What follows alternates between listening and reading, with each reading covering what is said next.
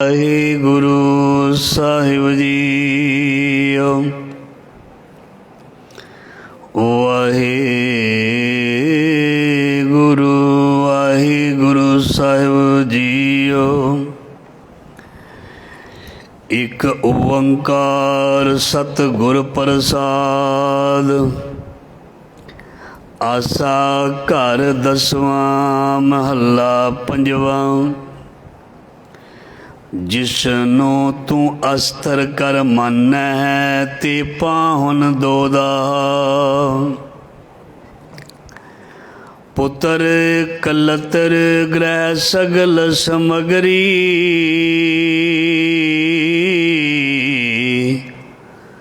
ਸਭ ਮਿਥਿਆ ਅਸਨਾ। अरे मन क्या करे है हा। दृष्ट देख जैसे हर चंदौरी। एक राम भजन लैलारा। जैसे वस्त्र दे उड़ाने दिन दोए चार पुरा। पीति उपर की तकतैया अंत उर्को आ। जैसे अम्ब कुंड कर रखियो परत सिंध गल जा। आव गया गया पार ब्रह्म की उठ जासी मौत चसा। रे मन लिखे चल है लिखे वैसे लिखे लेंदा शाह। सदा कीरत कर नानक हर की उबरै सतगुर चरण ओटा।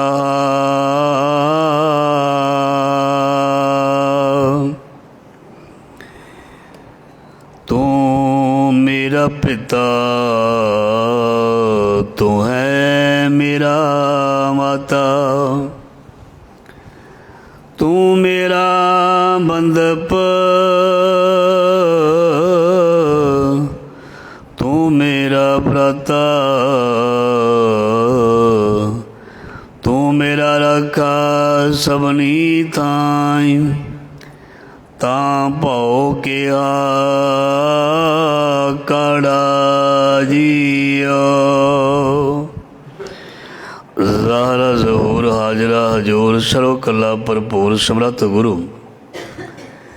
लोक परलोक दे रखियक भगत वशल ज्ञान दे सागर गुरुआं दे गुरु शब्द गुरु। धन धन श्री गुरु ग्रंथ साहिब महाराज जी की पावन पवित्र गोद विच गुरु शब्द के नाल जुड़ बैठी जुड़ रही साध संगत जी धनता दे योग वड भागे हो। गुरु साहब ने मेहर दया की है। सानू जिंदगी का बचिया रहिंदा समा जो जिंदगी का समा बहुत थोड़ा ते घट है। उस समय दे विच महाराज जी ने सानू अपनी शरण बख्शी है अपनी गोद बख्शी है। सो धनता दे योग वडभागे हो। वडभागी साध संग प्राप्त तिन भेट तो दुरमत खोई। वड्डियां भागां वाले सत संग प्राप्त करते हैं। और महाराज जी कहते ने जिन्हां दे भाग चंगे नहीं होंदे ਉਹ ਸੰਸਾਰ ਦੇ ਵਿੱਚ ਲੱਗ ਜਾਂਦੇ ਹਨ। ਮਤਲਬ ਸੰਸਾਰ ਦੀਆਂ ਚੀਜ਼ਾਂ ਦੇ ਵਿੱਚ ਪਦਾਰਥਾਂ ਦੇ ਵਿੱਚ ਫਸ ਜਾਂਦੇ ਹਨ। ਫਸੇ ਹੋਏ ਨੂੰ ਨਿਕਲਣ ਨੂੰ ਸਮਾਂ ਲੱਗਦਾ। ਫਸੇ ਹੋਏ ਨੂੰ ਨਿਕਲਣ ਦੇ ਲਈ ਸਮਾਂ ਲੱਗਦਾ ਹੈ। ਜ਼ੋਰ ਲਾਉਣਾ ਪੈਂਦਾ, ਜੁਗਤੀ ਲੜਾਉਣੀ ਪੈਂਦੀ ਹੈ। ਤੇ ਜੇ ਕੋਈ ਜ਼ੋਰ ਨਾ ਲਾਵੇ ਜੁਗਤੀ ਨਾ ਵਰਤੇ ਤੇ ਫਸਿਆ ਹੋਇਆ ਸਦਾ ਹੀ ਫਸਿਆ ਰਹਿੰਦਾ। ਉਹ ਬਾਹਰ ਨਹੀਂ ਨਿਕਲ ਪਾਏਗਾ। ਉਸ ਕੋਲੋਂ ਬਾਹਰ ਨਹੀਂ ਨਿਕਲ ਹੋਏਗਾ। ਇਸ ਕਰਕੇ ਗੁਰੂ ਸਾਹਿਬ ਮਹਾਰਾਜ ਜੀ ਸਾਨੂੰ ਸੰਸਾਰ ਨੂੰ ਇੱਕ ਮੋਹ ਦਾ ਜੰਜਾਲ ਕਿਹਾ ਜਾਂ ਜਾਲ ਕਿਹਾ। ਸੰਸਾਰ ਦੇ ਪਦਾਰਥਾਂ ਨੂੰ ਤੇ ਸੰਸਾਰ ਦੀ ਮਾਇਆ ਨੂੰ ਜਾਂ ਸੰਸਾਰ ਦੇ ਵਿੱਚ ਜੋ ਕੁਝ ਵੀ ਵਰਤ ਰਿਹਾ, ਇਸ ਨੂੰ ਮੋਹ ਜਾਲ ਆਖਿਆ। ਮੋਹ ਜਾਲ। ਤੇ ਸਵਾਲ ਕੋਈ ਕਰ ਸਕਦਾ, ਫਿਰ ਮੋਹ ਜਾਲ ਨੂੰ ਛੱਡ ਕੇ ਰੱਬ ਦੇ ਭਗਤ ਬਣ ਜਾਈਏ? ਕਿਉਂਕਿ ਅੱਜ ਦੀ ਜਿਹੜੀ ਦੁਨੀਆ ਉਹ ਸਿੱਧੇ ਸਵਾਲ ਕਰਦੀ, ਗੋਲ ਮੋਲ ਨਹੀਂ। ਵੀ ਜੇ ਕੋਈ ਇਸ ਤਰ੍ਹਾਂ ਦੀ ਵਿਚਾਰ ਕਰਦਾ ਤੇ ਫਿਰ ਅਗਲਾ ਸਵਾਲ ਕਰਦਾ ਵੀ ਹੁਣ ਦੁਨੀਆ ਨੂੰ ਛੱਡ ਦਈਏ, ਹੁਣ ਦੁਨੀਆ ਦੇ ਵਿੱਚ ਆਪਣੇ ਕੰਮ ਕਾਜ ਛੱਡ ਦਈਏ? ਦੁਨੀਆ ਕਹਿ ਸਕਦੀ ਹੈ। ਹੋਰ ਆਪਣੇ ਫਰਜ਼ ਨਿਭਾਉਣੇ ਛੱਡ ਦਈਏ, ਕੰਮ ਕਾਰ ਛੱਡ ਦਈਏ, ਇਹੀ ਕੰਮ ਕਰੀਏ? ਹਾਂ, ਸਾਡਾ ਬਾਬਾ ਕਹਿੰਦਾ ਹਾਂ, ਜੇ ਇਹ ਗੱਲ ਹੈ ਤੇ ਫਿਰ ਇਹੀ ਕੰਮ ਕਰ। ਕਿਹੜਾ? ਅਵਰ ਕਾਜ ਤੇਰੇ ਕਿਤੇ ਨਾ ਕਾਮਿਲ, ਸਾਧ ਸੰਗਤ ਭਜ ਕੇਵਲ ਨਾਮ। ਮਹਾਰਾਜ ਜੀ ਨੇ ਕਿਧਰੇ ਵੀ ਇਹ ਨਹੀਂ ਕਿਹਾ ਵੀ ਸੰਸਾਰ ਨੂੰ ਛੱਡ ਕੇ ਤੇ ਤੂੰ ਇੱਧਰ ਆ ਜਾ, ਕਿਧਰੇ ਨਹੀਂ ਲਿਖਿਆ। ਇਹ ਜ਼ਰੂਰ ਲਿਖਿਆ ਵੀ ਸੰਸਾਰ ਝੂਠਾ ਹੈ ਤੇ ਸੰਸਾਰ ਦੀ ਪ੍ਰੀਤ ਝੂਠੀ ਹੈ, ਜ਼ਰੂਰ ਲਿਖਿਆ। ਜਗਤ ਮੈਂ ਝੂਠੀ ਦੇਖੀ ਪ੍ਰੀਤ। ਪਰ ਇਹ ਨਹੀਂ ਮਹਾਰਾਜ ਜੀ ਨੇ ਕਿਹਾ ਵੀ ਸੰਸਾਰ ਨੂੰ ਤੂੰ ਬਿਲਕੁਲ ਪਿੱਠ ਦੇ ਕੇ ਭਗੌੜਾ ਹੋ ਕੇ ਤੇ ਇੱਧਰ ਆ ਜਾ। ਨਹੀਂ, ਜੋ ਅਸੀਂ ਇੱਥੋਂ ਪ੍ਰਾਪਤ ਕਰੀਦਾ ਹੈ ਨਾ, ਜੋ ਅਸੀਂ ਇੱਥੋਂ ਪ੍ਰਾਪਤ ਕਰਨਾ, ਜਿਹੜਾ ਸੌਦਾ ਲੈ ਕੇ ਜਾਣਾ ਨਾ, ਉਸ ਸੰਸਾਰ ਦੇ ਵਿੱਚ ਉਸ ਸੌਦੇ ਨੂੰ ਵੇਚਣਾ ਜਾਂ ਉਸ ਸੌਦੇ ਨੂੰ ਵੰਡਣਾ। ਉਹ ਕਿਹੜਾ ਸੌਦਾ ਹੈ? ਸੱਚ ਦਾ ਸੌਦਾ। ਜਿਹੜੀ ਅਸੀਂ ਇੱਥੋਂ ਚੰਗੀ ਚੀਜ਼ ਲੈ ਕੇ ਜਾਣੀ ਹੈ, ਜਾਂ ਤੁਸੀਂ ਸਪੋਜ਼ ਕਰੋ ਅਸੀਂ ਕਹਿੰਦੇ ਹਾਂ ਵੀ ਮਹਾਰਾਜ ਜੀ ਦੀ ਬਾਣੀ ਦੀਆਂ ਹੁਣ ਅਸੀਂ ਪੰਕਤੀਆਂ ਵੀ ਪੜ੍ਹੀਆਂ ਸਿਆਸਤ ਦੀ ਵਾਰ ਦੇ ਵਿੱਚ ਵੀ ਨਾਨਕ ਫਿੱਕੇ ਬੋਲੀਏ ਤਨ ਮਨ ਫਿੱਕਾ ਹੋਏ, ਮਤਲਬ ਮਿੱਠਾ ਬੋਲਣ ਦੀ ਗੱਲ ਦੱਸੀ ਮਹਾਰਾਜ ਨੇ। ਜੇ ਅਸੀਂ ਇਹ ਗੁਣ ਲੈ ਜਾਈਏ ਇੱਥੋਂ ਵੀ ਇੱਥੇ ਮਿੱਠਾ ਬੋਲਣਾ, ਤੇ ਇਹ ਮਿੱਠਾ ਬੋਲਣ ਵਾਲਾ ਗੁਣ ਜਦੋਂ ਅਸੀਂ ਆਪਣੇ ਪਰਿਵਾਰ ਵਿੱਚ ਤੇ ਸੰਸਾਰ ਵਿੱਚ ਜਾ ਕੇ ਵੰਡਾਂਗੇ ਤੇ ਉਹ ਸੰਸਾਰ ਵੀ ਖੂਬਸੂਰਤ ਬਣੇਗਾ। ਜਦੋਂ ਮਿੱਠੇ ਬੋਲਣ ਵਾਲਾ ਗੁਣ ਅਸੀਂ ਤੋਂ ਸਿੱਖਿਆ, ਮੈਂ ਵੀ ਸਿੱਖਿਆ, ਤੁਸੀਂ ਵੀ ਸਿੱਖਿਆ, ਵੈਸੇ ਬੰਦੇ ਨੂੰ ਜ਼ਿੰਦਗੀ ਦੇ ਵਿੱਚ ਹੌਲੀ ਹੌਲੀ ਬਦਲ ਜਾਣਾ ਚਾਹੀਦਾ। ਕੱਲ੍ਹ ਕੁਛ ਹੋਰ ਗੱਲ ਸੀ, ਅੱਜ ਕੁਛ ਹੋਰ ਹੈ। ਜੇ ਇਨਸਾਨ ਕਹੇ ਵੀ ਮੈਂ ਪਹਿਲੇ ਵਾਲੀ ਆਦਤ ਜਾਂ ਸੁਭਾਅ ਰੱਖਣਾ ਤੇ ਫਿਰ ਉਹ ਜ਼ਿੰਦਗੀ ਔਖੀ ਹੁੰਦੀ ਹੈ। ਸਮੇਂ ਦੇ ਨਾਲ ਤਬਦੀਲੀ ਹੁੰਦੀ ਹੈ, ਯੁੱਗ ਬਦਲ ਜਾਂਦੇ ਨੇ, ਸਮਾਂ ਬਦਲ ਜਾਂਦਾ। ਇਸ ਕਰਕੇ ਜਿਹੜਾ ਵੀ ਕੋਈ ਵੀ ਇਨਸਾਨ ਹੈ ਉਸ ਨੂੰ ਸਮੇਂ ਦੇ ਨਾਲ ਆਪਣੀ ਨੇਚਰ ਅਤੇ ਸੁਭਾਅ ਨੂੰ ਬਦਲ ਲੈਣਾ ਚਾਹੀਦਾ। ਉਹ ਜ਼ਿੰਦਗੀ ਵਿੱਚ ਖੁਸ਼ ਰਹੇਗਾ। ਕੋਈ ਵੀ ਇਨਸਾਨ, ਚਾਹੇ ਬੱਚਾ ਹੈ, ਚਾਹੇ ਨੌਜਵਾਨ ਹੈ, ਚਾਹੇ ਬਜ਼ੁਰਗ ਹੈ, ਜੇ ਉਹ ਜਿੱਦੀ ਰਹੇਗਾ, ਆਪਣੀ ਜਿੱਦ ਨਹੀਂ ਛੱਡੇਗਾ ਤੇ ਉਸ ਦੀ ਜ਼ਿੰਦਗੀ ਖੁਸ਼ਹਾਲ ਤੇ ਖੂਬਸੂਰਤ ਨਹੀਂ ਹੋਏਗੀ। ਉਸ ਨੂੰ ਦੁੱਖ ਤੇ ਬਦਹਾਲੀ ਦਾ ਜਿਹੜਾ ਸਾਹਮਣਾ ਕਰਨਾ ਪਏਗਾ। ਸੋ ਮੈਂ ਵਿਚਾਰ ਆਰੰਭ ਕੀਤਾ ਵੀ ਇੱਕ ਮਿੱਠਾ ਬੋਲਣ ਦਾ ਜਿਹੜਾ ਗੁਣ ਅਸੀਂ ਸੰਸਾਰ ਦੇ ਵਿੱਚ ਜੇ ਲੈ ਜਾਈਏ। ਪਹਿਲਾਂ ਮੈਂ ਬੇਨਤੀ ਕੀਤੀ, ਮਹਾਰਾਜ ਜੀ ਕਹਿੰਦੇ ਵੀ ਸੰਸਾਰ ਨੂੰ ਨਹੀਂ ਛੱਡਣਾ। ਬਹੁਤ ਕਲੀਅਰ ਬਾਣੀ ਵਿੱਚ ਅੰਕਿਤ ਹੈ ਵੀ ਵਿੱਚ ਦੁਨੀਆ ਸੇਵ ਕਮਾਈ ਹੈ। ਵਿੱਚ ਦੁਨੀਆ ਜਿਹੜਾ ਸੱਚ ਦਾ ਸੌਦਾ ਹੈ ਨਾ, ਜਿਹੜਾ ਅਸੀਂ ਰੋਜ਼ ਬਾਣੀ ਪੜ੍ਹਦੇ ਹਾਂ, ਠੀਕ ਹੈ ਜੀ, ਕਿਰਤ ਦੀ ਗੱਲ ਕਰਦੇ ਹਾਂ, ਕਰਮ ਦੀ ਗੱਲ ਕਰਦੇ ਹਾਂ, ਧਰਮ ਦੀ ਗੱਲ ਕਰਦੇ ਹਾਂ, ਮਿੱਠਾ ਬੋਲਣ ਦੀ ਗੱਲ ਕਰਦੇ ਹਾਂ, ਇਹ ਸਾਰੀਆਂ ਚੀਜ਼ਾਂ ਗੁਰਦੁਆਰੇ ਵਿੱਚ ਥੋੜ੍ਹਾ ਕਮਾਈਆਂ ਜਾਣੀਆਂ ਨੇ। ਉੱਥੋਂ ਤੇ ਅਸੀਂ ਲੈਸਨ ਲੈਣਾ, ਜਿਹਨੂੰ ਕਹਿੰਦੇ ਨੇ ਸੁਨੇਹਾ, ਜਿਹਨੂੰ ਕਹਿੰਦੇ ਨੇ ਸਿੱਖਿਆ ਅਤੇ ਸਿਧਾਂਤ। ਗੁਰਦੁਆਰੇ ਹੋਏ ਸੋਝੀ ਪਾਏ। ਇੱਥੋਂ ਅਸੀਂ ਆਪਣੇ ਬਸਤੇ ਵਿੱਚ ਕੁਝ ਲੈ ਕੇ ਜਾਣਾ, ਝੋਲੇ ਵਿੱਚ ਪਾ ਕੇ ਕੁਝ ਲੈ ਕੇ ਜਾਣਾ, ਆਪਣੀ ਜੇਬ ਭਰ ਕੇ ਜਾਣੀ ਹੈ। ਦੁੱਖ ਪਰ ਹਰ ਸੁੱਖ ਘਰ ਲੈ ਜਾਏ। ਇੱਥੋਂ ਅਸੀਂ ਜਿਹੜੀ ਚੀਜ਼ ਲੈ ਕੇ ਜਾਣੀ ਹੈ ਉਹ ਫਿਰ ਪਟਾਰੀ ਜਿਹੜੀ ਹੈ ਨਾ ਸੰਸਾਰ ਦੇ ਵਿੱਚ ਖੋਲ੍ਹਣੀ ਹੈ। ਮੈਂ ਤੁਹਾਡੇ ਨਾਲ ਇੱਕ ਵਿਚਾਰ ਕਰ ਰਿਹਾ ਵੀ ਮਿੱਠਾ ਬੋਲਣਾ ਚਾਹੀਦਾ। ਮੈਨੂੰ ਜਦੋਂ ਹੁਣ ਮੈਂ ਸੰਸਾਰ ਵਿੱਚ ਵਿਚਰਨਾ, ਜਾਂ ਤੁਸੀਂ ਜਾਂ ਮੈਂ ਪਰਿਵਾਰ ਵਿੱਚ ਵਿਚਰਨਾ, ਲੋਕਾਂ ਵਿੱਚ ਵਿਚਰਨਾ, ਸਾਨੂੰ ਕੋੜੇ ਬੋਲ ਬੋਲਣ ਵਾਲੀਆਂ ਰੂਹਾਂ ਮਿਲਣਗੀਆਂ। ਸਾਨੂੰ ਕੋੜੇ ਬੋਲ ਬੋਲਣ ਵਾਲੀਆਂ ਰੂਹਾਂ ਮਿਲਣਗੀਆਂ। ਅਤੇ ਅਸੀਂ ਕੀ ਕਰਨਾ? ਜਿਹੜੀ ਗੁਰਦੁਆਰੇ ਹੋਏ ਸੋਝੀ ਪਾਏ ਸੀ, ਜਿਹੜੀ ਸਵੇਰੇ ਸਵੇਰੇ ਆ ਕੇ ਮੱਤ ਲੈ ਕੇ ਗਏ ਸੀ, ਉਹ ਪਟਾਰੀ ਖੋਲ੍ਹ ਲੈਣੀ ਹੈ। ਧਿਆਨ ਦੇਣਾ, ਜਦੋਂ ਕਿਸੇ ਨੇ ਕੋਈ ਸੌਦਾ ਖਰੀਦਣ ਜਾਣਾ ਹੁੰਦਾ ਹੈ, ਉਹ ਆਪਣੇ ਟਰੰਕ ਵਿੱਚੋਂ, ਅਲਮਾਰੀ ਵਿੱਚੋਂ, ਗੋਲਕ ਵਿੱਚੋਂ, ਪਾਕਟ ਵਿੱਚੋਂ, ਖੀਸੇ ਵਿੱਚੋਂ ਪੈਸੇ ਕੱਢ ਲੈਂਦਾ ਨਾ। ਉਹ ਪੈਸੇ ਲੈ ਕੇ ਤੇ ਫਿਰ ਬਾਜ਼ਾਰ ਨੂੰ ਚਲਾ ਜਾਂਦਾ। ਜਦੋਂ ਸਾਨੂੰ ਕੋਈ ਐਸੇ ਮਨੁੱਖ ਦਾ ਸਾਹਮਣਾ ਕਰਨਾ ਪਵੇ ਜਿਸ ਦਾ ਸੁਭਾਅ ਅੜਬ ਹੈ, ਜਿੱਦੀ ਹੈ, ਫਿਰ ਅਸੀਂ ਉੱਥੇ ਆਪਣਾ ਅੜਬ ਅਤੇ ਜਿੱਦੀ ਸੁਭਾਅ ਛੱਡ ਕੇ ਜਿਹੜੀ ਮਹਾਰਾਜ ਜੀ ਨੇ ਸਾਨੂੰ ਸਿੱਖਿਆ ਦਿੱਤੀ ਸੀ, ਸਵੇਰੇ ਸਵੇਰੇ ਲੈ ਕੇ ਆਏ ਸੀ, ਅੰਮ੍ਰਿਤ ਵੇਲੇ ਲੈ ਕੇ ਆਏ ਸੀ, ਉਹ ਅਸੀਂ ਖੋਲ੍ਹ ਲੈਣੀ ਹੈ। ਅਸੀਂ ਸਾਹਮਣੇ ਵਾਲੇ ਵਰਗੇ ਬਣਨਾ ਹੀ ਨਹੀਂ। ਉਹ ਗਾਲੀ ਕੱਢੇ, ਉਹ ਮਾੜੇ ਬਚਨ ਬੋਲੇ, ਉਹ ਨਿੰਦਿਆ ਕਰੇ, ਉਹ ਕੁਝ ਵੀ ਬੋਲੇ, ਉਹ ਉਹਦਾ ਕੰਮ ਹੈ। ਹੋ ਸਕਦਾ ਜਿਸ ਨੇ ਉਸ ਨੂੰ ਸਿੱਖਿਆ ਦਿੱਤੀ ਹੋਵੇ ਉਹ ਕਿਹੋ ਜਿਹਾ ਹੋਵੇ। ਉਹਦਾ ਉਸਤਾਦ ਉਹਦਾ ਹੈ ਅਤੇ ਸਾਡਾ ਉਸਤਾਦ ਗੁਰੂ ਕੌਣ ਹੈ? ਗੁਰੂ ਨਾਨਕ। ਅਸੀਂ ਆਪਣੇ ਗੁਰੂ ਨਾਨਕ ਦੀ ਸਿੱਖਿਆ ਲਈ ਹੈ, ਆਪਾਂ ਆਪਣੇ ਗੁਰੂ ਗ੍ਰੰਥ ਸਾਹਿਬ ਮਹਾਰਾਜ ਦੀ ਸਿੱਖਿਆ ਲਈ ਹੈ। ਬੰਦਾ ਸ੍ਰੇਸ਼ਟ ਕਿਵੇਂ ਬਣਦਾ? ਧਿਆਨ ਦੇਣਾ, ਸਪੈਸ਼ਲ ਕਿਵੇਂ ਬਣਦਾ? ਸ੍ਰੇਸ਼ਟ, ਸਪੈਸ਼ਲ ਜਾਂ ਸ਼ਖਸੀਅਤ, ਕੋਈ ਸ੍ਰੇਸ਼ਟ ਕਿਵੇਂ ਬਣਦਾ? ਦੂਸਰੇ ਦੇ ਨਾਲੋਂ ਆਪਣੇ ਵਿੱਚ ਜ਼ਿਆਦਾ ਗੁਣ ਪੈਦਾ ਕਰੇ, ਉਹ ਦੂਜੇ ਨਾਲੋਂ ਸ੍ਰੇਸ਼ਟ ਬਣ ਗਿਆ। ਜੇ ਦੂਸਰੇ ਦੇ ਵਿੱਚ ਇੱਕ ਅਵਗੁਣ ਹੈ, ਜੇ ਉਹਦੇ ਵਰਗਾ ਅਵਗੁਣ ਹੀ ਆਪਣੇ ਵਿੱਚ ਪੈਦਾ ਕਰ ਲਿਆ, ਫਿਰ ਸ੍ਰੇਸ਼ਟ ਨਹੀਂ ਰਿਹਾ।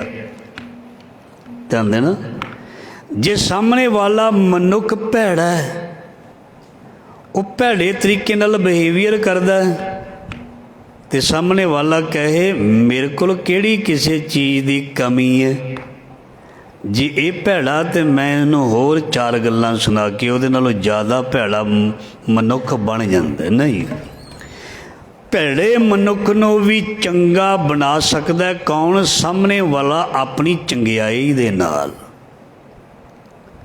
ਦੁਨੀਆ ਭੈੜੀ ਹੈ, ਇਹਦੇ ਵਿੱਚ ਕੋਈ ਸ਼ੱਕ ਨਹੀਂ, ਪਰ ਅਸੀਂ ਥੋੜ੍ਹੋ ਭੈੜੇ ਹਾਂ। ਅਸੀਂ ਤਾਂ ਆਪਣੇ ਗੁਰੂ ਦੀ ਔਲਾਦ ਹਾਂ, ਅਸੀਂ ਤਾਂ ਗੁਰੂ ਨਾਨਕ ਦੇ ਬੱਚੇ ਹਾਂ। ਕੋਈ ਭੈੜਾ ਹੋਏਗਾ, ਅਸੀਂ ਭੈੜਿਆਂ ਨੂੰ ਤਾਂ ਚੰਗੇ ਬਣਾਉਣਾ। ਦੇਖੋ, ਜਿਹੜਾ ਚੰਗਾ ਹੋਏਗਾ ਘਰ ਵਿੱਚ, ਸਮਾਜ ਵਿੱਚ, ਉਹ ਤਾਂ ਆਲਰੇਡੀ ਚੰਗਾ ਹੈ ਹੀ ਹੈ, ਉਹਨੂੰ ਚੰਗਾ ਬਣਾਉਣ ਦੀ ਜ਼ਰੂਰਤ ਹੀ ਨਹੀਂ, ਉਹ ਤਾਂ ਚੰਗਾ ਆਲਰੇਡੀ ਹੈ ਹੀ ਹੈ। ਜਿਹੜਾ ਚੰਗਾ ਨਹੀਂ ਹੈ ਉਸ ਨੂੰ ਚੰਗਿਆਈ ਦੇਣੀ। ਜਿਸ ਨੂੰ ਬੋਲਣ ਦੀ ਤਮੀਜ਼ ਨਹੀਂ ਹੈ ਉਸ ਨੂੰ ਤਮੀਜ਼ ਦੇ ਦੇਣੀ। ਜਿਸ ਨੂੰ ਮਿਲਣਾ ਨਹੀਂ ਆਉਂਦਾ ਉਹਨੂੰ ਮਿਲਣਾ ਸਿਖਾ ਦੇਣਾ। ਜਿਸ ਨੂੰ ਵਰਤਣਾ ਨਹੀਂ ਆਉਂਦਾ ਉਸ ਨੂੰ ਵਰਤਣਾ ਸਿਖਾ ਦੇਣਾ। ਜਿਸ ਨੂੰ ਕੋਈ ਚੀਜ਼ ਨਹੀਂ ਆਉਂਦੀ, ਨਹੀਂ ਸਿੱਖੀ, ਉਸ ਨੂੰ ਅਸੀਂ ਸਿਖਾ ਦੇਣਾ, ਪਰ ਜਲੀਲ ਕਰਕੇ ਨਹੀਂ। ਧਿਆਨ ਦੇਣਾ, ਇੱਕ ਸਿੱਖਿਆ ਦਿੱਤੀ ਜਾਂਦੀ ਹੈ ਜਲੀਲ ਕਰਕੇ, ਦੂਜੇ ਨੂੰ ਨੀਵਾਂ ਦਿਖਾ ਕੇ। ਇੱਕ ਸਿੱਖਿਆ ਦਿੱਤੀ ਜਾਂਦੀ ਹੈ ਅਗਲੇ ਨੂੰ ਆਪਣਾ ਬਣਾ ਕੇ। ਫਰਕ ਹੈ ਦੁਨੀਆ ਦੇ ਵਿੱਚ, ਪਰਿਵਾਰ ਵਿੱਚ ਵੀ ਅਤੇ ਬਾਹਰ ਵੀ। ਦੁਨੀਆ ਇੱਕ ਦੂਜੇ ਨੂੰ ਸਿੱਖਦੀ ਵੀ ਹੈ ਅਤੇ ਸਿਖਾਉਂਦੀ ਵੀ ਹੈ, ਪਰ ਸਿੱਖਿਆ ਦੇਣ ਵਾਲਾ ਅਹੰਕਾਰ ਜਾਂ ਦੂਜੇ ਨੂੰ ਜਲੀਲ ਕਰਕੇ ਕੋਈ ਸਿਖਾਉਣ ਦਾ ਯਤਨ ਨਾ ਕਰੇ। ਉਹਨੂੰ ਇਸ ਤਰ੍ਹਾਂ ਕਿ ਪਰਾਂ ਹੋ ਜਾ, ਛੱਡ, ਮੈਂ ਤੈਨੂੰ ਕਰਕੇ ਦਿਖਾਵਾਂ। ਇਹ ਸਿੱਖਿਆ ਨਹੀਂ, ਇਹ ਅਹੰਕਾਰ ਹੈ। ਦੂਸਰੇ ਨੂੰ ਨੀਵਾਂ ਦਿਖਾਉਣਾ ਅਤੇ ਦੂਸਰੇ ਨੂੰ ਸਿੱਖਿਆ ਦੇਣੀ। ਆ ਮੇਰੇ ਵੀਰ, ਆ ਮੇਰੀ ਭੈਣ, कोई गल नहीं, देख इत्थों इस तरह कर लईदा, इत्थों इदां करीदा, इदां चल लीदा, आ बनाईदा, ओ करीदा, तो दूसरे नूं सही राह मिल जाता है। मतलब जे किसी नूं नहीं कुछ पता, जिदन असी पैदा होए सां सानू किहड़ा सब कुछ पता सी, पता सी किसी नूं कख नहीं सी पता, प्यो भी नहीं कहना आउंदा सी, माँ भी नहीं कहना आउंदा सी, पता सी कुछ ना घर का काम करना आउंदा सी, ना कोई बाहरला आर्ट आउंदा सी, कुछ भी नहीं, ना उड़ा एड़ा आउंदा सी, ना 1 2 3 1 2 3 आउंदा सी, किसी कोलों सिੱਖਿਆ ना। तो जे असी किसी कोलों सिੱਖਿਆ तो उसनूं अगे सिखा देना,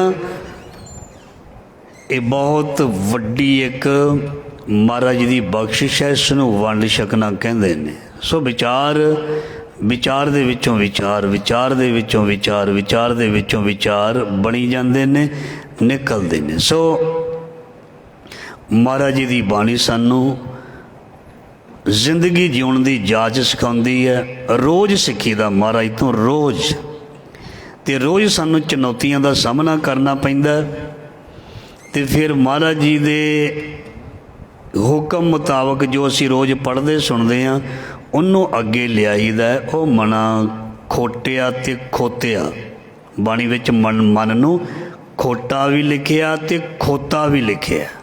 मैं अपने कोलों नहीं कुछ भी बोलता हुंदा। मन खुट हर तेरा नहीं बसास, तू महा उदमादा, खर का पैखर तो छुट्टे जो उपर लादा।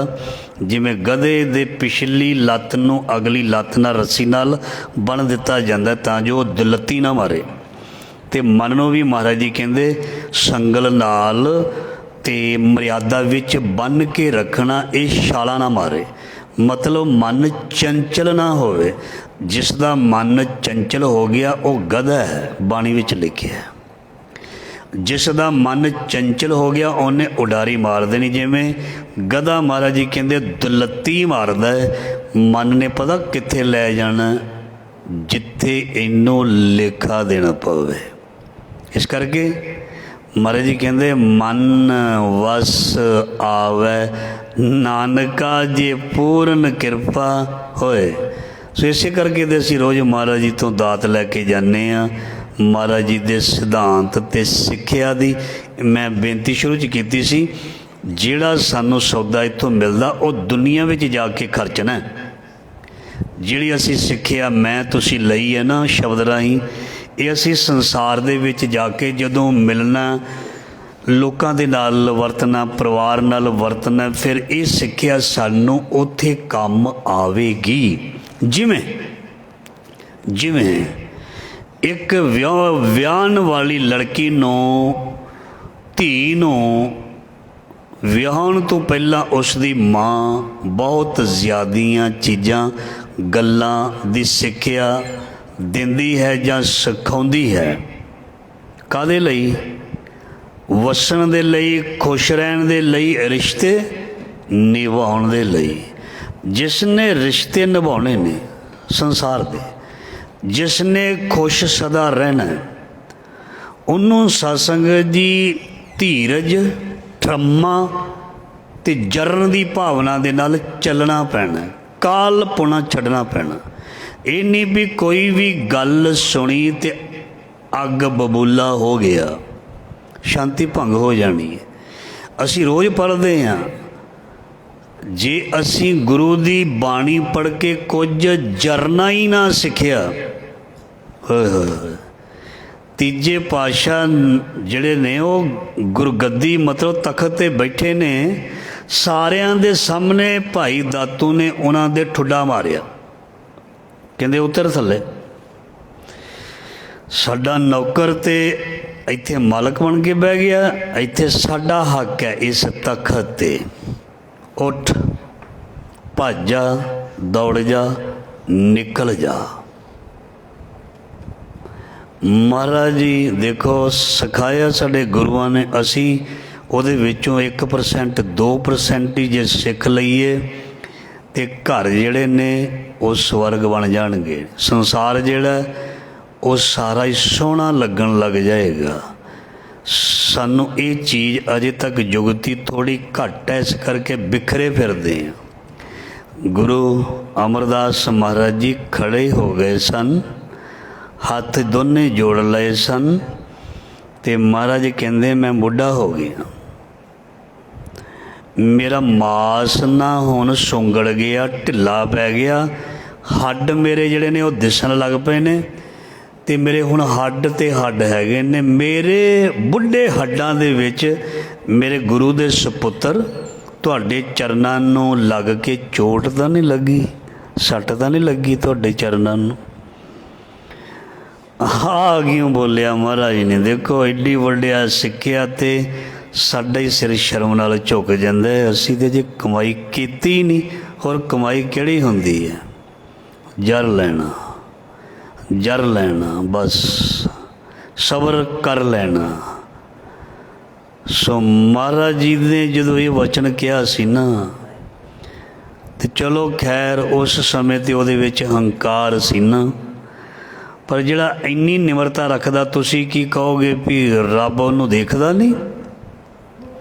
ਜਿਹੜਾ ਇੰਨੀ ਵੱਡੀ ਜਰਨ ਦੀ ਭਾਵਨਾ ਰੱਖਦਾ, ਰੱਬ ਉਹਦੇ ਨਾਲ ਤੁਰ ਪੈਂਦਾ, ਬਿਲਕੁਲ ਪਹਿਰਾ ਲਾ ਕੇ ਖਲੋ ਜਾਂਦਾ ਵੀ ਇਹਨੇ ਤੇ ਮੇਰੇ ਕਹੇ ਅਨੁਸਾਰ ਡਿਊਟੀ ਕਰ ਦਿੱਤੀ, ਹੁਣ ਰੱਬ ਕਹਿੰਦਾ ਮੇਰੀ ਰਹਿ ਗਈ।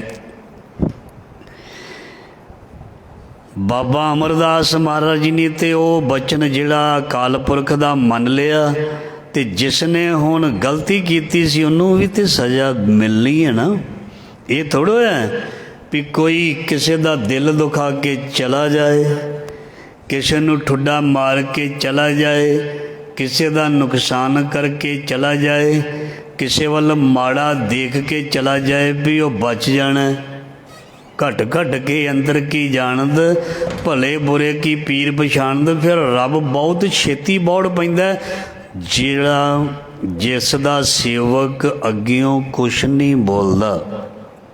ਅਤੇ ਭਾਈ ਫਿਰ ਦਾਤੂ ਜੀ ਦੀ ਲੱਤ ਵਿੱਚ ਉਹ ਦਰਦ ਹੋਇਆ ਸੀ ਜਿਹੜਾ ਹਕੀਮਾਂ ਕੋਲੋਂ ਠੀਕ ਨਹੀਂ ਸੀ ਹੋਇਆ, ਨਹੀਂ ਸੀ ਹੋਇਆ। ਅਤੇ ਫਿਰ ਉਹ ਦਰਦ ਜਿਹੜਾ ਸੀ, ਮਹਾਰਾਜ ਜੀ ਦੇ ਚਰਨਾਂ ਦੇ ਵਿੱਚ ਹੱਥ ਜੋੜ ਕੇ ਨਮਸਕਾਰ ਕਰਕੇ ਭੁੱਲ ਬਖਸ਼ਾ ਕੇ ਅਤੇ ਫਿਰ ਦਰਦ ਦੂਰ ਹੋਇਆ ਸੀ, ਨਹੀਂ ਹੋਇਆ ਸੀ। ਇਸ ਕਰਕੇ ਸੁੱਖ ਨਾ ਪਾਇਨ ਮੁਗਧ ਨਰ ਸੰਤ ਨਾਲ ਲਖਾਂਦੇ। ਜਿਹੜੀ ਚੀਜ਼ ਅਸੀਂ ਕਿਸੇ ਨੂੰ, ਮੈਂ ਅੱਗੇ ਵੀ ਬੇਨਤੀ ਕਰਦਾ, ਦਿੰਦੇ ਹਾਂ ਉਹ ਵਾਪਸ ਆਵੇਗੀ। ਮਿੱਠੇ ਬੋਲ ਕਿਸੇ ਨੂੰ ਦੇਵੋ, ਵਾਪਸ ਵਿਆਜ ਨਾਲ ਆਉਣਗੇ। ਉਹ ਬੰਦਾ ਡਬਲ ਮਿੱਠਾ ਬੋਲੇਗਾ। ਉਹ ਇੰਝ ਵੀ ਕਹਿ ਦੇ ਕਿਸੇ ਦਾ ਤੁਸੀਂ ਹਾਲ ਚਾਲ ਪੁੱਛੋ, ਭਾ ਜੀ, ਭਰਾ ਜੀ, ਭੈਣ ਜੀ, ਬਾਪੂ ਜੀ, ਬੇਬੇ ਜੀ, ਸਤਿ ਸ੍ਰੀ ਅਕਾਲ, ਪੈਰੀਂ ਪੈਂਦੇ ਆ। ਇੱਥੇ ਗੱਲ ਥੋੜ੍ਹਾ ਮੁੱਕਦੀ ਹੈ। ਇੰਨੇ ਕੁ ਅੱਖਰਾਂ ਦਾ ਸਤਿਕਾਰ ਦਿੱਤਾ, ਉਹ ਪਤਾ ਕੀ ਕਹਿੰਦਾ? ਉਹ ਕਿੰਨੀਆਂ ਅਸੀਸਾਂ ਦੇ ਕੇ ਗੱਲ ਨਾਲ ਲਾ ਕੇ, ਕਈ ਇਸ ਤਰ੍ਹਾਂ ਵੀ ਕਹਿ ਦਿੰਦੇ ਨੇ, ਆਇਓ ਘਰ, ਘਰ ਵੀ ਆਇਓ, ਲੰਘਦੇ ਵੜਦੇ। ਦੇਖੋ, ਇੱਕ ਸਤਿ ਸ੍ਰੀ ਅਕਾਲ ਬੁਲਾਉਣ ਨਾਲ, ਇੱਕ ਪੈਰੀਂ ਪੈਣ ਦੇ ਨਾਲ ਕਿੰਨਾ ਵੱਡਾ ਡਬਲ ਸਤਿਕਾਰ ਮਿਲਿਆ। ਇਸ ਦੇ ਉਲਟ ਜੇ ਕਿਸੇ ਨੇ ਕਿਸੇ ਨੂੰ ਗਲਤ ਸ਼ਬਦ ਬੋਲਿਆ, ਕੋਈ ਇੱਕ ਕਿਸੇ ਨੂੰ ਬੋਲ ਕੇ ਦੇਖੇ, ਜ਼ਮਾਨਾ ਬੜਾ ਐਡਵਾਂਸ ਹੈ, ਉਹਨੇ ਪਹਿਲਾਂ ਹੀ ਤਿਆਰੀ ਕੀਤੀ ਹੁੰਦੀ ਹੈ, ਉਹਦੇ ਕੋਲ ਬਹੁਤ ਖਜ਼ਾਨਾ ਹੁੰਦਾ। ਇਹ ਨਾ ਸਮਝਣਾ ਵੀ ਮਾੜਾ ਸਾਨੂੰ ਹੀ ਬੋਲਣਾ ਹੁੰਦਾ, ਵੀ ਸਾਹਮਣੇ ਵਾਲੇ ਕੋਲ ਕੁਝ ਨਹੀਂ ਪਤਾ। ਉਦੋਂ ਲੱਗਦਾ ਜਦੋਂ ਅਗਲਾ ਢੇਰਾਂ ਦੇ ਢੇਰ ਲਾ ਦਿੰਦਾ, ਫਿਰ ਕਹਿੰਦਾ ਲੈ ਜੀ ਮੈਂ ਤਾਂ ਇੰਨਾ ਕੁ ਕਿਹਾ ਸੀ, ਉਹਨੇ ਤਾਂ ਬਹੁਤ ਜ਼ਿਆਦਾ ਕਹਿ ਦਿੱਤਾ। ਵੀ ਤੂੰ ਕਾਹਦੇ ਵਾਸਤੇ ਕਿਹਾ ਸੀ? ਤੈਨੂੰ ਕੀ ਜ਼ਰੂਰਤ ਸੀ ਸ਼ੁਰੂਆਤ ਕਰਨ ਦੀ? ਤੈਨੂੰ ਫਿਰ ਸੋਚਣਾ ਚਾਹੀਦਾ ਸੀ, ਫਿਰ ਤੈਨੂੰ ਬਿਲਕੁਲ ਤਿਆਰ ਰਹਿਣਾ ਚਾਹੀਦਾ ਸੀ। ਜੇ ਮੈਂ ਮਾੜਾ ਬੋਲਿਆ, ਮਾੜੀ ਚੀਜ਼ ਕੀਤੀ, ਇਹਦਾ ਰਿਸਪੌਂਸ ਵੀ ਜਿਹੜਾ ਫਿਰ ਮਾੜਾ ਹੀ ਆਏਗਾ। ਇਸ ਕਰਕੇ ਹਮੇਸ਼ਾ ਪੋਜ਼ਿਟਿਵ ਰਹਿ ਕੇ, ਪੋਜ਼ਿਟਿਵਿਟੀ ਦੇ ਨਾਲ ਸੰਸਾਰ ਦੇ ਵਿੱਚ ਚੱਲਣ ਵਾਲਾ ਹਮੇਸ਼ਾ ਹੀ ਇੱਜ਼ਤ ਪ੍ਰਾਪਤ ਕਰਦਾ ਹੈ। ਸੋ ਇੱਥੋਂ ਆ ਰੋਜ਼ ਕਥਾ ਦਾ ਖਜ਼ਾਨਾ ਅਸੀਂ ਲੈ ਕੇ ਜਾਂਦੇ ਵਿਚਾਰਾਂ ਦਾ। ਇਹ ਘਰ ਜਾ ਕੇ ਖੋਲ੍ਹ ਦੇਣਾ, ਬੰਦ ਕਰਕੇ ਨਹੀਂ ਰੱਖਣਾ, ਮਤਲਬ ਦਿਮਾਗ ਦਾ ਢੱਕਣ ਖੋਲ੍ਹ ਦੇਣਾ ਵੀ ਮਹਾਰਾਜ ਸਾਨੂੰ ਇਹ ਸੁਣਾਇਆ ਸੀ, ਕੋਈ ਨਾ ਕੋਈ ਚੀਜ਼ ਸਾਡੇ ਸਾਹਮਣੇ ਚੈਲੰਜ ਆ ਹੀ ਜਾਣਾ। ਤੇ ਉਸ ਵੇਲੇ ਅਸੀਂ ਮਹਾਰਾਜ ਜੀ ਦੀ ਬਾਣੀ ਨੂੰ ਹੀ ਸਾਹਮਣੇ ਰੱਖਣਾ ਵੀ ਮਨਾ ਚੁੱਪ, ਮਨਾ ਜਰਲ ਹੈ, ਮਨਾ ਚੁੱਪ ਕਰਕੇ ਸ਼ਾਂਤੀ ਦੇ ਨਾਲ ਬੈਠਾ ਰਹੋ। ਆਪਣੇ ਆਪ ਧਿਆਨ ਦੇਣਾ, ਖਾਮੋਸ਼ੀ, ਚੁੱਪ ਰਹਿਣਾ। ਖਾਮੋਸ਼ੀ ਤੇ ਚੁੱਪ ਰਹਿਣਾ ਵੀ ਇੱਕ ਬਹੁਤ ਵੱਡਾ ਹਥਿਆਰ ਹੈ। ਇਹ ਵੀ ਕੰਮ ਸਮੇਂ ਸਮੇਂ 'ਤੇ ਆਉਂਦਾ, ਸਮੇਂ ਸਮੇਂ 'ਤੇ ਆਉਂਦਾ। ਇਹ ਜੁਗਤੀਆਂ ਸਾਨੂੰ ਗੁਰਬਾਣੀ ਨੇ ਦਸੀਆਂ ਤੇ ਪ੍ਰੈਕਟੀਕਲ ਕਰਕੇ ਵੀ ਜੇ ਕਿਸੇ ਨੇ ਨਹੀਂ ਦੇਖੀਆਂ ਤੇ ਦੇਖ ਲਵੇ, ਜ਼ਿੰਦਗੀ ਸੋਹਣੀ ਬਣ ਜਾਏਗੀ, ਜ਼ਿੰਦਗੀ ਖੂਬਸੂਰਤ ਬਣ ਜਾਏਗੀ। ਹੋਰ ਸਵਰਗ ਕਿਹਨੂੰ ਕਹਿੰਦੇ ਨੇ? ਮਰਨ ਤੋਂ ਬਾਅਦ ਨਾ ਕਿਸੇ ਨੇ ਦੱਸਿਆ ਕਿ ਸਵਰਗ ਵਿੱਚ ਕਿੰਨੀ ਕੁ ਜ਼ਮੀਨ ਹੈ ਅਤੇ ਕਿੰਨੇ ਕੁ ਫੁੱਲ ਲੱਗੇ ਨੇ ਅਤੇ ਕਿੰਨੇ ਕੁ ਉੱਥੇ ਅਤਰ ਛਿੜਕੇ ਜਾਂਦੇ ਨੇ। ਕਦੀ ਕਿਸੇ ਨੇ ਦੱਸਿਆ ਤਾਂ ਮੈਨੂੰ ਦੱਸ ਦੇਣਾ। ਮਨੁੱਖ ਦੀ ਸੋਚ ਵਿੱਚ ਸਵਰਗ ਹੈ। ਮਨੁੱਖ, ਜਿਨ੍ਹਾਂ ਮਨੁੱਖਾਂ ਦੇ ਘਰਾਂ ਦੇ ਵਿੱਚ ਪਿਆਰ ਹੈ, ਪਰਿਵਾਰ ਵਿੱਚ ਇਤਫਾਕ ਹੈ, ਇੱਜ਼ਤ ਹੈ, ਇੱਕ ਦੂਜੇ ਦਾ ਵਸਾ ਨਹੀਂ ਕਰਦੇ, ਉਹਨੂੰ ਸਵਰਗ ਕਹਿੰਦੇ ਨੇ। ਹੋਰ ਸਵਰਗ ਕੋਈ ਵੱਖਰੀ ਜਗ੍ਹਾ ਨਹੀਂ ਹੈ। ਅਤੇ ਜਿੱਥੇ ਏਕਤਾ ਨਹੀਂ, ਜਿੱਥੇ ਪਿਆਰ ਨਹੀਂ, ਜਿੱਥੇ ਇਤਫਾਕ ਨਹੀਂ, ਜਿੱਥੇ ਇੱਕ ਦੂਜੇ ਨੂੰ ਵੱਢੋ ਖਾਓ ਹੁੰਦਾ, ਉਸ ਨੂੰ ਕਹਿੰਦੇ ਨੇ ਨਰਕ। ਬਾਣੀ ਵਿੱਚ ਲਿਖਿਆ ਇਸ ਸੰਸਾਰ ਦੇ ਵਿੱਚ ਹੀ ਇਹ ਸਭ ਕੁਝ ਚੀਜ਼ਾਂ ਹਨ। ਜਮਦੂਤ ਵੀ ਇੱਥੇ ਹੀ ਨੇ, ਠੀਕ ਹੈ ਜੀ, ਧਰਮਰਾਜ ਵੀ ਇੱਥੇ ਹੀ ਹੈ। ਚਲੋ ਵਿਸ਼ਾ ਅਲੱਗ ਹੈ। ਇਹ ਸਾਰੀਆਂ ਚੀਜ਼ਾਂ ਇੱਥੇ ਨੇ। ਸੱਚਖੰਡ ਵੀ ਇੱਥੇ ਹੀ ਹੈ, ਦਰਗਾਹ ਵੀ ਇੱਥੇ ਹੀ ਹੈ, ਨਾਨਕ ਵੀ ਇੱਥੇ ਹੀ ਹੈ, ਗੋਬਿੰਦ ਵੀ ਇੱਥੇ ਹੀ ਹੈ, ਸਾਰਾ ਕੁਝ ਤਾਂ ਇੱਥੇ ਹੀ ਹੈ। ਇਸ ਧਰਤੀ ਮੈਂ ਤੇਰੀ ਸਿਕਦਾਰੀ। ਪਰ ਇਹ ਮਹਾਰਾਜ ਜੀ ਕਹਿੰਦੇ ਅੱਖੀਆਂ ਖੋਲ੍ਹ ਕੇ ਦੇਖੇਗਾ ਫਿਰ ਪਤਾ ਲੱਗੇਗਾ। ਇਹ ਸਾਨੂੰ ਦੇਖੋ, ਜਿਹੜੀ ਤੁਹਾਡੇ ਨਾਲ ਮੈਂ ਵਿਚਾਰ ਕਰਦਾ, ਇਹ ਸਭ ਸਾਨੂੰ ਗੁਰੂ ਗ੍ਰੰਥ ਸਾਹਿਬ ਜੀ ਤੋਂ ਪੜ੍ਹਨ ਵਿੱਚੋਂ ਮਿਲਿਆ, ਖੋਜਣ ਕਰਕੇ ਮਿਲਿਆ ਵੀ ਜਿਹੜੀ ਸੱਚਖੰਡ ਦੀ ਗੱਲ, ਬੇਗਮਪੁਰੇ ਦੀ ਗੱਲ ਅਤੇ ਜਿਹੜੀਆਂ ਹੋਰ ਸਵਰਗਾਂ ਨਰਕਾਂ ਦੀਆਂ ਗੱਲਾਂ ਵਿਚਾਰਾਂ ਲਿਖੀਆਂ ਨੇ, ਉਹ ਤਾਂ ਇਹ ਸਾਰੀਆਂ ਇਸ ਸੰਸਾਰ ਦੇ ਵਿੱਚ ਨੇ। ਅਸੀਂ ਸਮਝਦੇ ਰਹੇ ਵੀ ਸ਼ਾਇਦ ਮਰ ਕੇ ਉਹ ਧਰਤੀ ਵੱਖਰੀ ਹੈ, ਉੱਥੇ ਜਾ ਕੇ ਚੀਜ਼ਾਂ ਦਾ ਅਹਿਸਾਸ ਹੁੰਦਾ। ਮਹਾਰਾਜ ਜੀ ਕਹਿੰਦੇ ਜਿਉਂਦੇ ਜੀ ਨਰਕ ਸਵਰਗ ਦਾ ਅਹਿਸਾਸ, ਜਿਉਂਦੇ ਜੀ ਮੁਕਤੀ ਦਾ ਅਹਿਸਾਸ, ਜਿਉਂਦੇ ਜੀ ਦਰਸ਼ਨਾਂ ਦਾ ਅਹਿਸਾਸ, ਜਿਉਂਦੇ ਜੀ ਗੁਰੂ ਨੂੰ ਮਿਲਣ ਦਾ ਅਹਿਸਾਸ ਇਸ ਜਾਮੇ ਦੇ ਵਿੱਚ ਹੀ ਹੁੰਦਾ। ਕੋਈ ਸੰਤ ਮਹਾਂਪੁਰਖ ਬ੍ਰਹਮ ਗਿਆਨੀ ਕਦੋਂ ਬਣਦਾ? ਜਦੋਂ ਉਹ ਸਾਰੇ ਇਹ ਅਹਿਸਾਸ ਮਾਣ ਲੈਂਦਾ।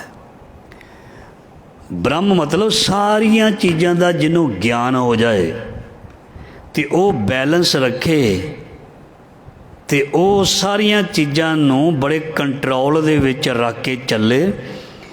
ਹਰ ਇੱਕ ਚੀਜ਼ ਦਾ ਉਹਨੂੰ ਕਹਿ ਦਿੰਦੇ ਨੇ, ਖਾਸ ਕਰਕੇ ਆਪਣਾ ਗਿਆਨ। ਸਾਰੀ ਸ੍ਰਿਸ਼ਟੀ ਦੇ ਵਿੱਚ ਜੋ ਵੀ ਦਿਸ ਰਿਹਾ ਉਹਦੇ ਬਾਰੇ ਗਿਆਨ, ਜਾਂ ਇੰਝ ਕਹਿ ਸਕਦੇ ਹਾਂ ਵੀ ਸਾਰੀ ਸ੍ਰਿਸ਼ਟੀ ਦੇ ਵਿੱਚ ਪਰਮ ਪਿਤਾ ਪਰਮਾਤਮਾ ਦਾ ਦਿਸਣਾ ਹੀ ਬ੍ਰਹਮ ਗਿਆਨ ਹੈ। ਜਿਸ ਕੋਲ ਇਹ ਚੀਜ਼ ਹੈ ਉਹ ਸਾਨੂੰ ਵੀ ਜੀਵਨ ਜਿਉਣ ਦੀ ਜਾਚ ਸਿਖਾ ਦਿੰਦਾ। ਉਹ ਕੋਈ ਪੱਗ ਬੰਨ੍ਹਣ ਵਾਲਾ ਸਿੱਖ ਹੋਵੇ, ਉਹ ਕੋਈ ਧੋਤੀ ਬੋਦੀ ਵਾਲਾ ਬਾਹਮਣ ਹੋਵੇ, ਉਹ ਭਾਵੇਂ ਕੋਈ ਕਿਸੇ ਵੀ ਜਾਤ ਕਿਸੇ ਵੀ ਧਰਮ ਦਾ ਹੋਵੇ, ਉਹ ਕੋਈ ਵੀ ਹੋਵੇ, ਉਹ ਸਾਨੂੰ ਜੀਵਨ ਜਿਉਣ ਦਾ ਢੰਗ ਦੱਸ ਸਕਦਾ। ਵੈਸੇ ਅੱਗੇ ਵੀ ਬੇਨਤੀ ਕੀਤੀ ਹੈ ਵੀ ਧਰਮ ਸਭ ਤੋਂ ਵੱਡਾ ਕਿਹੜਾ ਹੈ? ਕੋਈ ਕਹੇਗਾ ਸਿੱਖ ਧਰਮ ਵੱਡਾ ਹੈ, ਕੋਈ ਕਹੇਗਾ ਹਿੰਦੂ ਧਰਮ ਵੱਡਾ, ਸਨਾਤਨ ਵੱਡਾ। ਅਸਲ ਦੇ ਵਿੱਚ ਸਾਰਿਆਂ ਤੋਂ ਵੱਡਾ ਧਰਮ ਹੁੰਦਾ ਇਨਸਾਨੀਅਤ। ਜਿਸ ਬੰਦੇ ਵਿੱਚ ਇਨਸਾਨੀਅਤ ਨਹੀਂ, ਭਾਵੇਂ ਉਹ ਸਿੱਖ ਕਿਉਂ ਨਾ ਹੋਵੇ, ਗੁਰੂ ਗ੍ਰੰਥ ਸਾਹਿਬ ਦੇ ਕੋਲ ਕਿਉਂ ਨਾ ਬਹਿੰਦਾ ਹੋਵੇ, ਚਾਹੇ ਮੈਂ ਕਿਉਂ ਨਾ ਹੋਵਾਂ, ਜੇ ਮੇਰੇ ਵਿੱਚ ਇਨਸਾਨੀਅਤ ਨਹੀਂ ਤੇ ਮੈਂ ਭਾਵੇਂ ਗ੍ਰੰਥੀ ਕਿਉਂ ਨਹੀਂ, ਭਾਈ ਕਿਉਂ ਨਹੀਂ, ਪ੍ਰਚਾਰਕ ਕਿਉਂ ਨਹੀਂ, ਰਾਗੀ ਢਾਡੀ ਕਿਉਂ ਨਹੀਂ, ਸੰਤ ਕਿਉਂ ਨਹੀਂ ਮੇਰੇ ਨਾਲ ਲੱਗਦਾ, ਮੇਰੇ ਨਾਮ ਦੇ ਨਾਲ, ਪਰ ਜੇ ਮੇਰੇ ਵਿੱਚ ਇਨਸਾਨੀਅਤ ਨਹੀਂ, ਕੇਵਲ ਸਵਾਰਥ ਹੈ ਵੀ ਮੈਂ ਢਿੱਡ ਹੀ ਭਰਨਾ ਆਪਣਾ, ਦੁਨੀਆ ਕੋਲੋਂ ਕੁਝ ਇਕੱਠਾ ਕਰਕੇ, ਆ ਵੀ ਆ ਜਾਏ, ਉਹ ਵੀ ਆ ਜਾਏ, ਆ ਵੀ ਆ ਜਾਏ, ਲੋਭਗ੍ਰਸਤ ਹੋ ਕੇ ਜੇ ਮੈਂ ਜਾਂ ਕੋਈ ਜੀਵਨ ਬਤੀਤ ਕਰ ਰਿਹਾ ਕਿਸੇ ਵੀ ਧਰਮ ਦਾ ਹੋਵੇ, ਇਨਸਾਨੀਅਤ ਦਾ ਮਰਨਾ ਧਰਮ ਦਾ ਖਾਤਮਾ ਹੈ।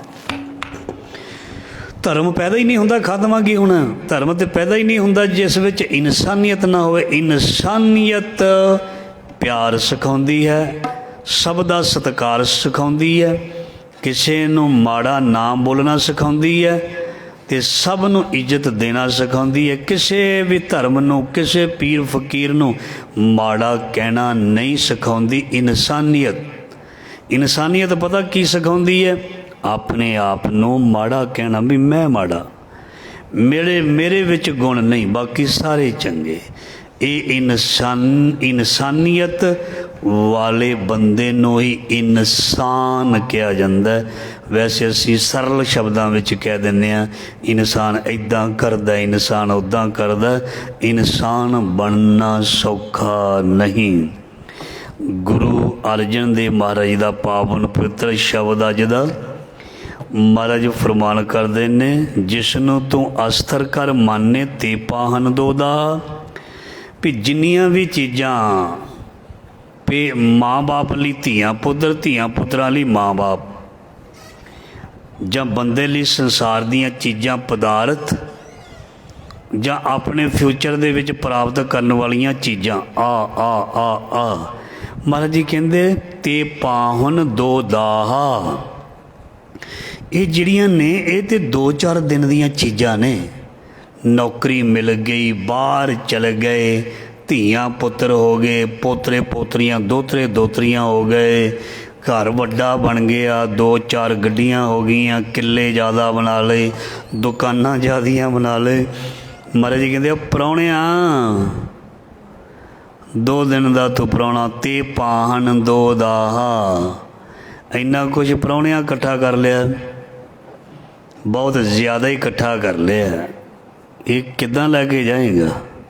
ਜਿਵੇਂ ਪ੍ਰਾਹੁਣੇ ਬਣ ਕੇ ਜਾਈਦਾ ਨਾ, ਵੀ ਕਈ ਪਿਆਰ ਦੇ ਨਾਲ ਬੜੀਆਂ ਚੀਜ਼ਾਂ ਪਾ ਦਿੰਦੇ ਨੇ।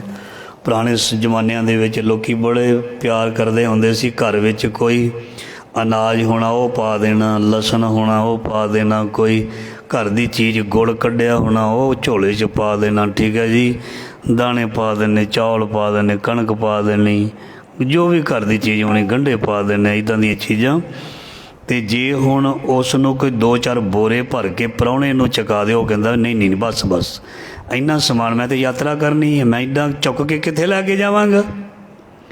ਮਹਾਰਾਜ ਜੀ ਕਹਿੰਦੇ ਤੂੰ ਪ੍ਰਾਹੁਣਾ ਸੀ, ਜੈਸੇ ਰੈਨ ਪ੍ਰਾਹੁਣੇ ਉੱਠ ਚਲਸੇ ਪ੍ਰਭਾਤ। ਤੂੰ ਤਾਂ ਸੁਬਾਹ ਹੁੰਦੇ ਹੀ ਉੱਠ ਕੇ ਜਾਣਾ ਸੀ। ਤੂੰ ਸਾਰੀ ਜ਼ਿੰਦਗੀ ਉਹ ਇਕੱਠਾ ਕਰਦਾ ਰਿਹਾ ਜਿਹੜਾ ਤੇਰੇ ਕੋਲ ਚੁੱਕ ਹੀ ਨਹੀਂ ਹੋਣਾ।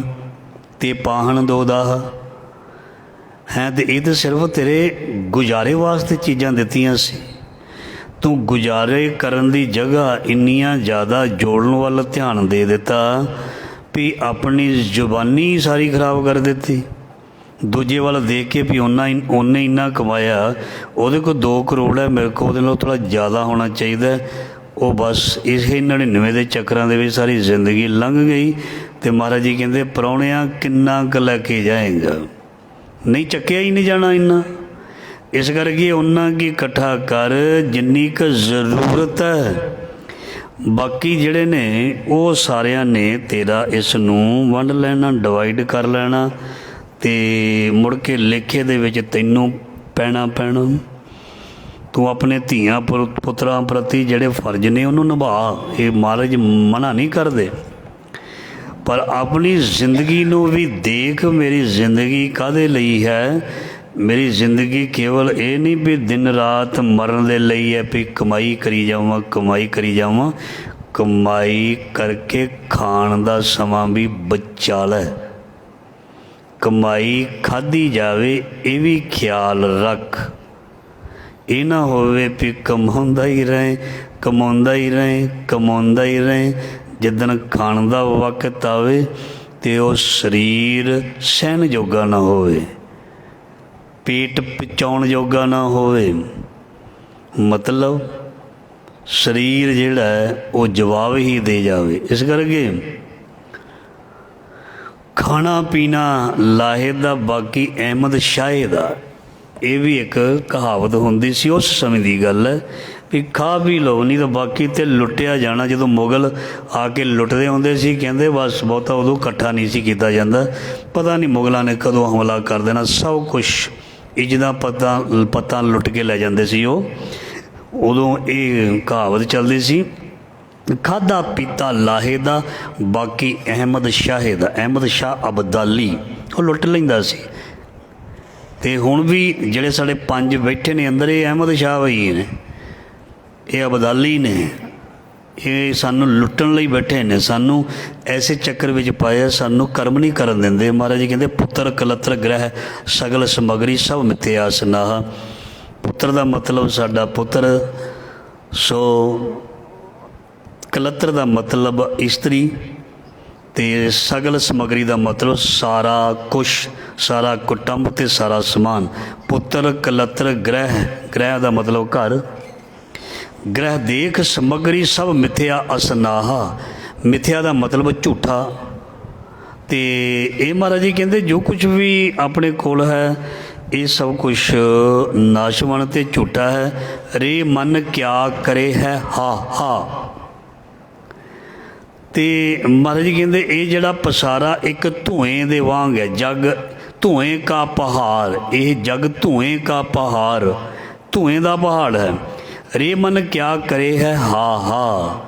ਸੋ ਮਹਾਰਾਜ ਜੀ ਕਹਿੰਦੇ ਦੁਨੀਆ ਦੇ ਵਿੱਚ ਮਾਇਆ ਦਾ ਪਸਾਰਾ ਦੇਖ ਕੇ ਮਨੁੱਖ ਹਾ ਹਾ ਦਾ ਮਤਲਬ ਇੱਥੇ ਹਾਸਾ ਲਿਖਿਆ ਵੀ ਹੱਸਦਾ ਇਹਨਾਂ ਤੋਂ, ਹਾ ਹਾ ਕਰਦਾ ਫਿਰਦਾ, ਕੀ ਹੱਸਦਾ ਫਿਰਦਾ। ਰੇ ਮਨ ਕਿਆ ਕਰੇ ਹੈ ਹਾ ਹਾ, ਕੀ ਹੱਸਦਾ ਫਿਰਦਾ, ਕਿਹੜੀ ਚੀਜ਼ ਵੱਲ ਦੇਖ ਕੇ ਹੱਸਦਾ ਫਿਰਦਾ।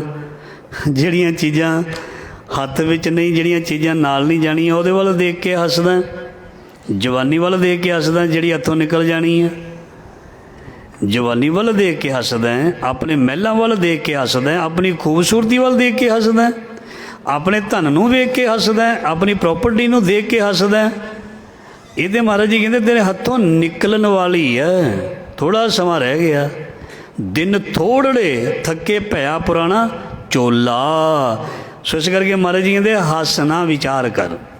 ਬਾਣੀ ਸਾਨੂੰ ਵਿਚਾਰ ਕਰਨ ਦੇ ਲਈ ਕਹਿੰਦੀ ਹੈ, ਨਾ ਕਿ ਸੰਸਾਰੀ ਚੀਜ਼ਾਂ ਪਦਾਰਥਾਂ ਨੂੰ ਦੇਖ ਦੇਖ ਕੇ ਹੱਸਣਾ। ਇਹ ਇਸ ਨੂੰ ਪ੍ਰਾਪਤੀ ਨਹੀਂ ਕਹਿੰਦੇ। ਸਬਰ ਨੂੰ ਦੇਖ ਕੇ ਸ਼ਾਂਤ ਰਹਿਣਾ, ਸਬਰ ਨੂੰ ਦੇਖ ਕੇ ਖੁਸ਼ ਹੋਣਾ। ਸਿਦਕ, ਜਿਹੜਾ ਸਿਦਕੀ ਬੰਦਾ ਉਹਦੀ ਖੁਸ਼ੀ ਜਿਹੜੀ ਆ ਇੱਕ ਅਲੱਗ ਖੁਸ਼ੀ ਆ। ਸੰਸਾਰ ਦੇ ਵਿੱਚ ਕੋਈ ਸਫਲਤਾ ਮਿਲ ਜਾਏ ਤੇ ਚਲੋ ਵਕਤੀ ਤੌਰ 'ਤੇ ਹਾਸਾ ਤੇ ਬਣਦਾ, ਜਿਹਨੂੰ ਕਹਿੰਦੇ ਨੇ ਕੋ ਥੋੜ੍ਹੇ ਸਮੇਂ ਲਈ ਟੈਂਪਰੇਰੀ। ਜੇ ਕਿਧਰੇ ਉਹਨੂੰ ਸਦੀਵੀ ਹਾਸਾ ਬਣਾ ਲਵੇ, ਦੂਸਰੇ ਨੂੰ ਨੀਵਾਂ ਦਿਖਾਉਣ ਦੇ ਲਈ, ਲੈ ਜੀ ਮੇਰੇ ਕੋਲ ਤਾਂ ਆ ਹੈ, ਤੇਰੇ ਕੋਲ ਤਾਂ ਨਹੀਂ ਹੈ। ਇਹ ਹਾਸਾ ਅਹੰਕਾਰ ਵਾਲਾ। ਅਤੇ ਮਹਾਰਾਜ ਜੀ ਕਹਿੰਦੇ ਇਹ ਚੀਜ਼ਾਂ ਜਿਹੜੀਆਂ ਨੇ ਇਹ ਕਾਹਦੇ ਲਈ ਬਈ। ਰੇ ਮਨ ਕਿਆ ਕਰੇ ਹੈ ਹਾ ਹਾ। ਦ੍ਰਿਸ਼ਟ ਦੇਖ ਜੈਸੇ ਹਰ ਚੰਦੌਰੀ, ਇੱਕ ਰਾਮ ਭਜਨ ਲੈ ਲਾਹਾ। ਪਾਤਸ਼ਾਹ ਜੀ ਫਰਮਾਨ ਕਰਦੇ ਨੇ ਪ੍ਰਮਾਤਮਾ ਦਾ ਨਾਮ ਭਜਨ ਕਰਿਆ ਕਰ, ਇਹੀ ਤੇਰਾ ਲਾਭ ਹੈ, ਇਹੀ ਤੇਰੀ ਖੱਟੀ ਹੈ। ਅਤੇ ਨਹੀਂ ਤਾਂ ਇਹ ਜੱਗ ਧੂਏਂ ਦਾ ਪਹਾੜ ਹੈ, ਕੁਛ ਵੀ ਨਹੀਂ ਹੈ, ਕੁਝ ਵੀ ਨਹੀਂ ਹੈ, ਕੁਝ ਵੀ ਨਹੀਂ ਹੈ। ਕਿਉਂਕਿ ਮਾਟੀ ਮਾਟੀ ਹੋਈ ਏਕ। ਜਿੰਨੀਆਂ ਵੀ ਚੀਜ਼ਾਂ ਪਦਾਰਥ ਦੁਨੀਆ ਦੇ ਵਿੱਚ, ਇਹਨਾਂ ਨੂੰ ਮਾਟੀ ਕਿਹਾ, ਮਾਟੀ। ਅਸੀਂ ਵੀ ਮਾਟੀ ਹਾਂ ਅਤੇ ਪਦਾਰਥ ਵੀ ਸਾਡੇ ਮਾਟੀ ਆ। ਮਾਟੀ ਮਾਟੀ ਨੂੰ ਦੇਖ ਦੇਖ ਹੱਸਦੀ। ਪਾਤਸ਼ਾਹ ਜੀ ਕਹਿੰਦੇ ਇਹੀ ਤੇ ਤੇਰਾ ਭੁਲੇਖਾ ਤੇਰਾ ਦੂਰ ਕਰਨਾ। ਉਹ ਮਿੱਟੀ ਦੇ ਆ ਪੁਤਲਿਆ ਵੀ ਆਹ ਕਿਆ ਪਿਆਰਾ ਸ਼ਬਦ, ਮਾਟੀ ਕੋ ਪੂਤਰਾ ਕੈਸੇ ਨਚਤ ਹੈ, ਦੇਖੇ ਸੁਣੇ ਬੋਲੇ ਦੌਰਿਓ ਫਿਰਤ ਹੈ, ਜਬ ਕਸ਼ ਪਾਵੇ ਤਬ ਗਰਭ ਕਰਤ ਹੈ, ਮਾਇਆ ਗਈ ਤਬ ਰੋਵਨ ਲਗਤ ਹੈ। ਇਹ ਹੈ ਮਿੱਟੀ ਦੇ ਪੁਤਲੇ ਦਾ ਸੁਭਾਅ। ਸੋ ਗੁਰੂ ਸਾਹਿਬ ਜੀ ਕਹਿੰਦੇ ਇੱਧਰ ਆ, ਤੈਨੂੰ ਸੱਚ ਦੱਸਦੇ ਹਾਂ। जैसे बस्तर दे उडाने दिन दोए चार भराह। कहते जगत का पसारा इउं है जिवें तू शरीर के नाल कपड़े पहने हुए ने, कोई 2 दिन पा के रखदा, कोई बात तो बाद 4 दिन पा के रख लेगा। ये पुराने हो जाते हैं। भया पुराना चोला जैसे बस्तर दे उडाने। उडाने का मतलब पहनना, जिवें कहते तू बस्तर पहनदा है ना, ते दिन दोए चार भराहा। भराहा का मतलब भी ये मतलब घस जाते ने, बुर आ जाते ने, घस घस के कपड़ा फट भी जाता है। किन्ने क दिन पैंदा है? हुण तो वैसे बहुते दिन असीं पाउंदे नहीं। अगे घसदे हुंदे सी कपड़े, बुर भी दिखदे हुंदे सी। हुण ते किसी दे कपड़े नाल बुर नहीं दिखदा। वो जमाना चंगा सी, हंकार तो बंदा बचिया रहिंदा सी। कोई टाकी लगी हुंदी सी, इदड़िया हुंदा सी, ते फांटां वाले हुंदे सी साडे पजामे, ते ਉਹ ਜਿਹੜੀਆਂ ਖੱਦਰ ਦੇ ਹੁੰਦੇ ਸੀ। ਤੇ ਇਹ ਚੀਜ਼ਾਂ ਨੂੰ ਦੇਖ ਕੇ ਮਨ ਥੋੜ੍ਹਾ ਜਿਹਾ ਸ਼ਾਂਤੀ ਦੇ ਵਿੱਚ ਤਾਂ ਰਹਿੰਦਾ ਸੀ। ਹੁਣ ਦੂਸਰੇ ਦੇ ਦੇਖ ਕੇ ਤੇ ਆਪਣਾ ਘਰ ਬਰਬਾਦ ਕਰ ਰਿਹਾ। ਮਹਾਰਾਜ ਜੀ ਕਹਿੰਦੇ ਇਹਦੇ 4 ਦਿਨ ਦੇ ਕੱਪੜੇ ਨੇ, ਤੇ ਇਸ ਨੇ ਤੇ ਘਸ ਜਾਣੇ ਨੇ, ਖਰਾਬ ਹੋ ਜਾਣੇ ਨੇ, ਮਿਟ ਜਾਣੇ ਨੇ।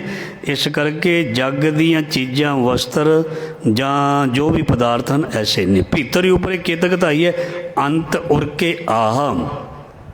ਜੇ ਮਨੁੱਖ ਕੰਧ ਦੇ ਉੱਪਰ ਦੌੜੇ ਤੇ ਕਿੰਨਾ ਕੁ ਚਿਰ ਦੌੜਦਾ ਰਹੇਗਾ, ਅਗਲਾ ਸਿਰਾ ਆ ਹੀ ਜਾਂਦਾ ਹੈ। ਕੋਈ ਬੰਦਾ ਕੰਧ ਦੇ ਉੱਪਰ ਦੌੜਨ ਦਾ ਯਤਨ ਕਰੇ, ਕੰਧ ਦਾ ਸਿਰਾ ਬਸ ਆ ਹੀ ਜਾਂਦਾ। ਸੋ ਜ਼ਿੰਦਗੀ ਦੇ ਵਿੱਚ ਜਿਹੜੀ ਅਸੀਂ ਦੌੜ ਲਾਈ ਹੋਈ ਹੈ, ਮਹਾਰਾਜ ਜੀ ਕਹਿੰਦੇ ਗਿਣੇ ਮਿੱਥੇ ਸਵਾਸ ਨੇ, ਇਹ ਮੁੱਕ ਜਾਣੇ ਨੇ। ਸਾਡੇ ਗਿਣੇ ਮਿੱਥੇ ਸਵਾਸ ਨੇ, ਇਹ ਇੱਕ ਦਿਨ ਮੁੱਕ ਜਾਣੇ ਨੇ। ਜੈਸੇ ਅੰਬ ਕੁੰਡ ਕਰ ਰਾਖਿਓ ਪਰਤ ਸਿੰਧ ਗਲ ਜਾਹ। ਮਹਾਰਾਜ ਜੀ ਕਹਿੰਦੇ ਮਨੁੱਖ ਦੀ ਉਮਰ ਇਵੇਂ ਹੈ ਜਿਵੇਂ ਪਾਣੀ ਦਾ ਹੋਜਾ ਬਣਾ ਕੇ ਰੱਖਿਆ ਹੋਵੇ। ਸੋ ਇਹ ਜਿਹੜਾ ਜਿਵੇਂ ਜਾਂ ਹੋਰ ਸਿੰਪਲ ਜੀ ਉਦਾਹਰਨ ਦਿੰਦਾ, ਅਸੀਂ ਉਹ ਝਵੱਚਾ ਕਹਿ ਦਈਏ, ਉਹਨੂੰ ਕਹਿ ਲਈਏ, ਆਪਣੇ ਆਪਣੇ ਇਲਾਕੇ ਵਿੱਚ ਅਲੱਗ ਅਲੱਗ ਬੋਲਦੇ ਨੇ। ਉਹ ਪਾਣੀ ਕਈ ਵਾਰ ਭਰ ਲਿਆ ਜਾਂਦਾ, ਅਤੇ ਜਿੱਥੋਂ ਪਾਣੀ ਨਿਕਲਦਾ ਉਹਨੂੰ ਟਾਕੀ ਪਾ ਕੇ ਕਈ ਵਾਰ ਬੰਦ ਕਰ ਦਿੱਤਾ ਜਾਂਦਾ, ਉਹਨੂੰ ਕਈ ਵਾਰ ਜਮ੍ਹਾਂ ਕਰ ਲਿਆ ਜਾਂਦਾ। ਅਤੇ ਉਹ ਫਿਰ ਕਈ ਵਾਰ ਜਦੋਂ ਮੋਟਰ ਚਲਾਈ ਦੀ ਜਾਂ ਖਾਲੀ ਕਰਨਾ ਝਵੱਚਾ, ਅਤੇ ਉਹਨੂੰ ਫਿਰ ਕੱਢ ਦਿੱਤਾ ਜਾਂਦਾ। ਫਿਰ ਕਿੰਨੀ ਛੇਤੀ ਨਿਕਲਦਾ, ਭੱਜਿਆ ਹੀ ਜਾਂਦਾ ਪਾਣੀ। ਮਹਾਰਾਜ ਜੀ ਕਹਿੰਦੇ ਐਵੇਂ ਤੇਰੀ ਔਦ ਬੀਤਦੀ ਜਾਂਦੀ ਹੈ। आवक आवग आग्या पार ब्रह्म की उठ जासी मौत चसा। सो जदों महाराज जी कहते परमात्मा दा हुक्म आउंदा उस वेले इसनों उठ के चलना पैंदा। जे नहीं चलदा तो इसनों वो फड़ के लै जावेगा, इसनों लैके उसने जाना। सानू डर थोड़ा जिहा घट तां लगदा क्योंकि अजे तक दम है, अजे तक तुरदे फिरदे हाँ, नैन पूरा देखते ने, ठीक है, सब कुछ सही चलता पिया। इस करके सानू इदां लगदा ये अजे थोड़ो मर जाना है किधरे। मैं भी तुसी असी सारे यही सोचते हैं अजे तो इन्ने क दिन होर ने, बड़ा समा पिया है। क्यों बाकियों वाल भी देखते हैं भी वो भी तो इन्नी उम्र कट के गया है, पर इहदा कोई पता नहीं, चंगे भले का कोई पता नहीं। ਜਿਹੜਾ ਕਈ ਕੋਈ ਬਜ਼ੁਰਗ ਹੁੰਦਾ ਉਹ ਤਾਂ 4 ਦਿਨ ਅਜੇ ਫਿਰ ਵੀ ਕੱਢ ਦਿੰਦਾ। ਕਈ ਜਿਹੜਾ ਸਹੀ ਸਲਾਮਤ ਹੁੰਦਾ ਕਹਾਂ ਵਿਸਾਸਾ ਇਸ ਭਾਂਡੇ ਕਾ ਇਤਨਕ ਲਾਗੇ ਠਨਕਾ। ਕੌਣ ਕਹਿੰਦਾ ਮੈਂ ਅੱਜ ਹੀ ਮਰ ਜਾਣਾ? ਕੋਈ ਕਹਿੰਦਾ? ਪਰ ਕੱਲ੍ਹ ਨੂੰ ਬ੍ਰੇਕਿੰਗ ਨਿਊਜ਼ ਦੇਖ ਲਿਓ, ਰੋਜ਼ ਕਿੰਨੇ ਜਾਂਦੇ ਨੇ ਜਿਨ੍ਹਾਂ ਨੇ ਸੋਚਿਆ तक नहीं होंदा, दुनिया चली जाती है। साढ़े सारिਆਂ ਦੇ ਨਾਲ एक दिन ऐसा जरूर होना ही, असी भी चुप चावे संसार तो फारग होना।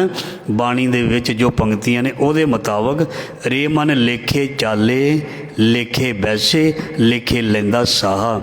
सो अपने गिने मिथे सवासां दे अंदर जग विच तुरिया फिरदा तू, ते तेरे लेखे जड़े ने वो चल रहे ने। कोई लेखे कट्टे जा रहे हैं, कोई नवा भार बन रहा है, तो कोई बिल्कुल अपना क्लीयर कर रहा है और सुरखरू हो रहा है। सो ये महाराज जी कहते चल रहा है। आखिरी पंक्ति सदा कीरत कर नानक हर की उभरे सतगुर चरण उठाह। सो सदा महाराज जी कहते उस मालक की सिफत सलाह करता रहो, सदा उन्होंने चेते करता रह। तो संसार की तपश, माया की तपश, माया का प्रभाव, माया के दुखों तो तू बच जाएगा। सदा कीरत कर नानक हर की उभरे सतगुर चरण उटाहा। सो उटाहा का मतलब भी अपने गुरु का आसरा लैके तुरया रहो तो तू बच जावेगा, तू खुश रहेगा, तू शांत रहेगा, जिंदगी जीवन का आनंद बनया रहेगा, नहीं तो मुश्किल होएगा। सो ये सी अज दे लड़ीवार शब्द की विचार जो गुरु महाराज जी ने कृपा करके सेवा ली है। भुलां चुकां दी खिमा जी। वाहिगुरू जी का खालसा, वाहिगुरू जी की फतेह।